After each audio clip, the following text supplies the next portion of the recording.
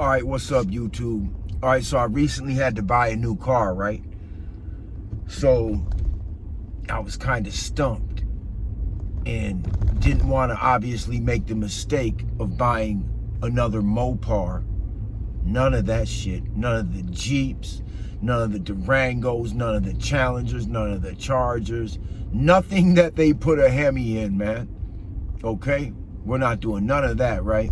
So, you know, no Cadillac CTSV, no TRX truck, you know, none of that high output motor shit. Them cars, you guys, they're building these cars, they go 200 miles an hour and they give you 200 problems, man. Just know that, right? So I did something kind of out of my character and I went and got a brand new Toyota 4Runner with 27 miles on it, basically brand new.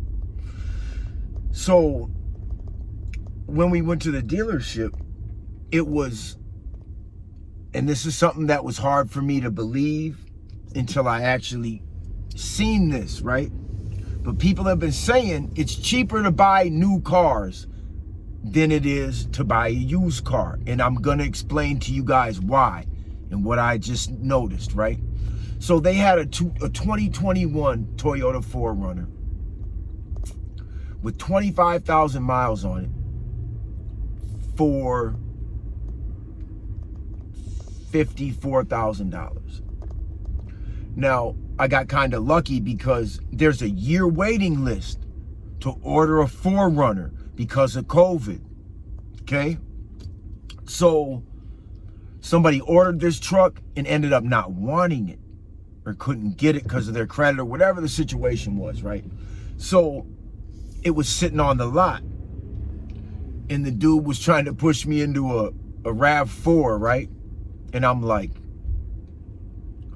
you know, that's not gonna happen. You know, really, they were trying to take advantage of my wife.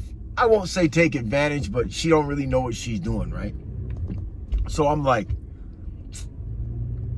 nah, what's up with that 4Runner, right? And so we ended up getting the 4Runner. And now remember what I just said, you guys. This car came with 27 miles on it. I've never had a brand new car, right? Now what sold me on this thing really is there's 3 different levels of a 4Runner, maybe more, but the ones I know of is the SRS, that's like the base model.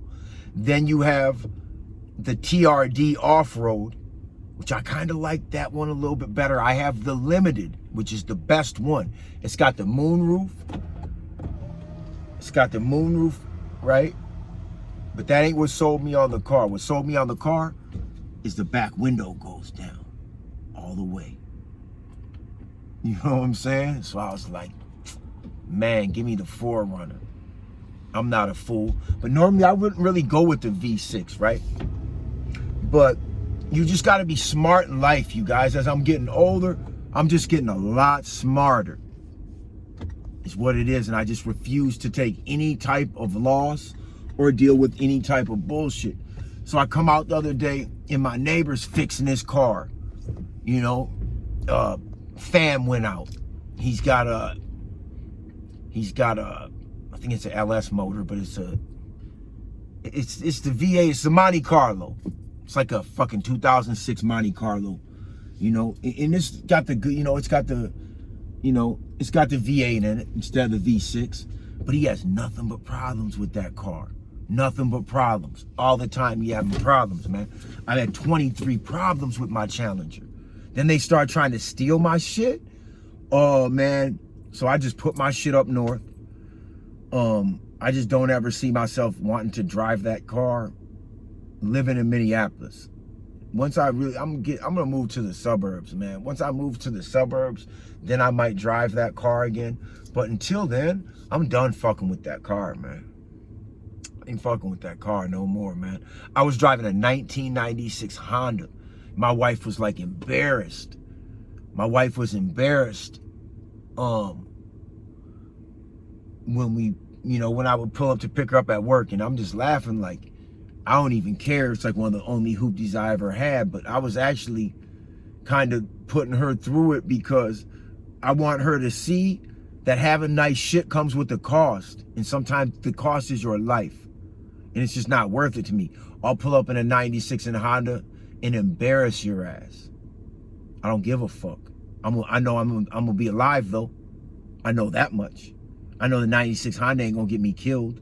So you're supposed to change the timing belt / chain, whichever it is, at about 200,000 miles. I got the car at like 180, drove it to like 213 or something like that. 213 miles, the timing shit went out and threw everything in the motor. Threw the timing off, fucked the whole motor up, right? And I was like, damn. And it was just a hoopty. I paid like $1,600 for it, you know, some months back when I put my Challenger up, right? So I had just been riding around that bullshit for a minute. And then the car failed on me because I didn't want to fix some shit before it broke. You know how they say if it's not broke, don't fix it? That's not the case with that Honda timing chain. And every mechanic knows that shit, right? So I should have fixed it, my fault, right? You know, tragedy comes with a blessing. So I went and, you know, got the new 4runner. All black. But it's really like a dark blue when the sun hits it. It's weird, man. But I like it. You know, it only gets like 22, 23 miles per gallon on the highway. It's all-wheel drive all the time.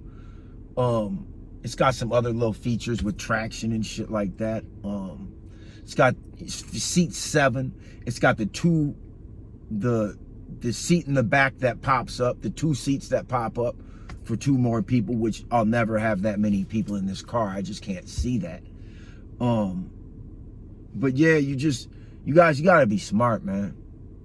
You just be smart. You know what I'm saying? Like, and honestly, I can't even really take full credit for it because it was my wife that went to the Toyota dealership, right? And then at a certain point, I kind of stepped in and was like, nah, man, we want that. Because I'm not stupid. She was about to do some dumb shit, basically, in my opinion. You know, so, man, I haven't been working hard, but I've been making money as if I was. I don't really have to work hard to make money. It's more of a mental thing, you guys. The thing with me is mental. You know what I'm saying? To get out there and do my thing and just go knock on people's doors and talk to them. I can't do that every day. I can only work like 10, 15 hours a week. You know? The most I've made in a month is like 17,000. You know, the least I've made in a month is like 1,200. So there be the months where you really don't make shit. I shouldn't have no 1,200 month again. That was kind of the beginning during the winter time. But I don't have to work hard and bust my ass to do this. I don't have to take a bunch of time away from my life, and I still can barely do it. It's hard. You know, I be having customers get to talking crazy, screaming at me and shit, and I just have to keep my cool. I just throw it to Paul. I just throw it to Big Paul, and I'm like, bro, handle this motherfucker, bro.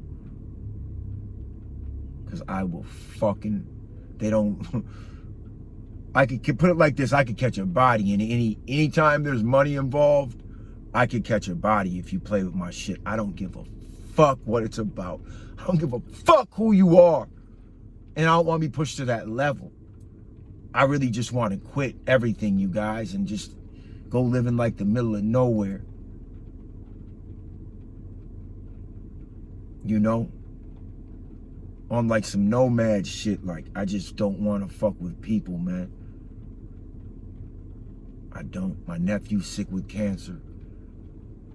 It's super hard for me, man. I don't want to talk to y'all, man. You know? I gave my nephew $1,000, man. And normally I wouldn't spoil a kid like that. But, you know, he's 11. He's got cancer. He's went through 1 surgery. We thought it went good. Didn't go so good. And now he's facing another one. So he might not have a chance to earn his own living and do his thing in life. You know, I'm having to come to the realization that there is a there's a possibility that I could lose my nephew. You know, I have to prepare myself for that. So in doing that, I'm gonna do things for him that I wouldn't have normally done for him yet at this age. You know, I'm gonna let him burn. I bought him a cart of clothes he had on the internet. I'm gonna let him burn through 600, 500 or 600, all ones too. I'm gonna take him to like Target or wherever he wants to go. He's tired, you know what I'm saying? He's like anemic, I guess. So if I was to take him to Mall of America, I had to push him in a wheelchair. You know, so life's been going good for me aside from that. And that's a major thing though. So it's been hard for me to, sometimes it's hard for me to just jump up, go out there and start talking to people like I don't have these psych problems. You know? And I lose my, you guys, I could be making probably 30 bands a month if I could just function. And I can function, but on the highest level. Your average person would think I was functioning on a high level, but I'm not. I'm functioning like 50%. And I know it. You know? I could be making $300,000-400,000 a year if I wanted, man. I'm probably around like the 150, 200 right now. I ain't even really been counting like that, but I'm keeping track of my dough. But I'm worried about my nephew, man. So I need y'all to pray for him. I would like y'all to donate some money to him. Honestly, I never really asked no shit like that, but donate some money to him, man. I'll put a link to his GoFundMe down in the comments. Or else it also might be the thumbnail. But I'll put a link, man. Like, what I'm really trying to do, y'all, is keep his mind off of the situation that he's in. People say money doesn't matter and this and that. Well, fucking shut the fuck up. Those are the motherfuckers who don't pay people back and don't got this shit. It matters. It matters. You know? I'm gonna make it happen for my nephew no matter what. You know? But if you guys feel like, you know what? I want to do like something decent for somebody aside from myself, because I've seen a lot of selfishness.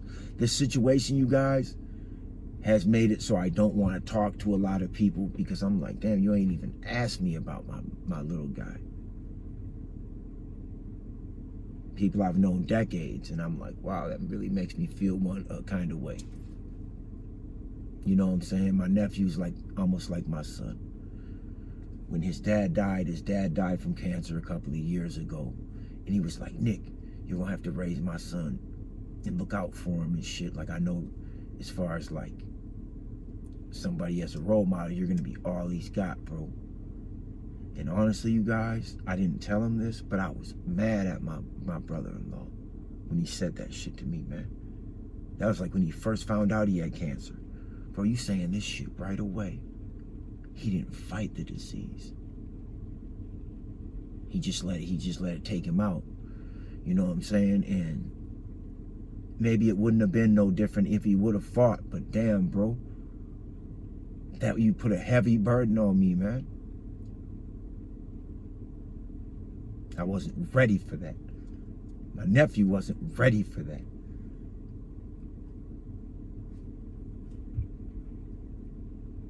I've told a few people this, but I didn't talk about it for a while. But I was pissed, man. Like, you just casually accept dying on your son. You just acted like it was just like standard procedure, bro. And that shit wasn't okay, but now we're here. You know,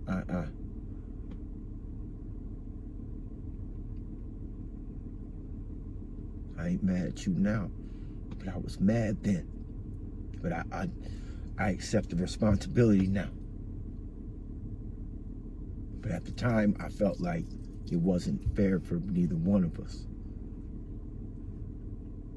And I'm talking right to you now. But it's all good. But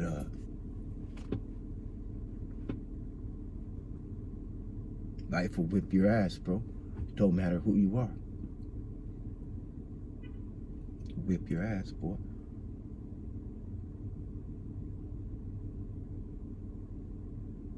Changed me.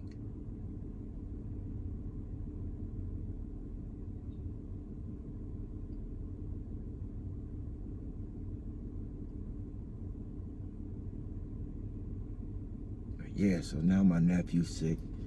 Didn't know he had cancer when his dad went through all this. Me and my sister have different dads. Her dad died like 3-4 months ago from cancer. I guess it's gotta run in my family, man, on both sides.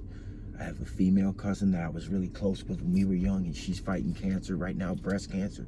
She done had some stuff cut up out of her and all that. And she's like, boy, if it wasn't for my daughter, my mom, she's like, I'd give up. She's like, you can't blame nobody, Nick, if they don't fight, because this shit is hard.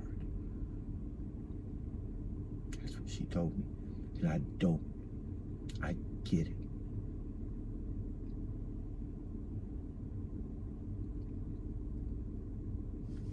Money ain't gonna save my nephew, man. But I'm trying to make him forget. Try to make him forget. Keep it off his mind.